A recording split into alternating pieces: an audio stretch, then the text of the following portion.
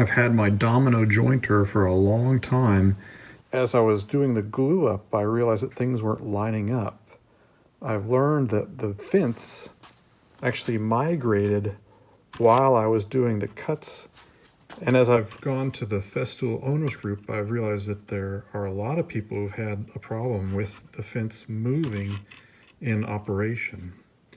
Normally the fence is locked by this mechanism here, and usually that does a good job. But I think with these larger dominoes, there's a lot more forces on the system, and so it's easier to have this fence drift. There's a video on YouTube showing how to basically move the knob and make it so that when you tighten it, it clamps it even tighter, which I've tried, and that's okay. But even still, that drifts a little bit.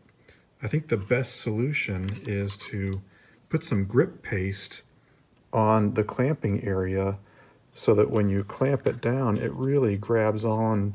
This is the grip paste that I've used. I normally use this on mountain bikes so that I can have carbon fiber parts not move. It has a paste or a grease that has fiber in it. So what I did is I applied it to the clamping surface here and then on the other side here. Let me show you how I did that. Pull the black caps off the stanchions and then just lift it up. Lifts right off.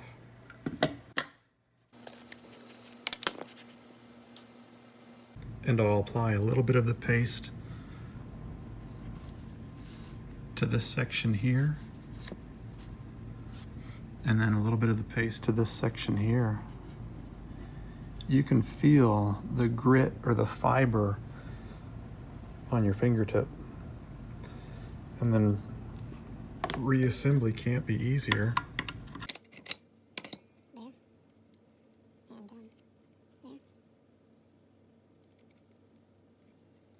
Now when this clamps down, it's clamping down with the grit.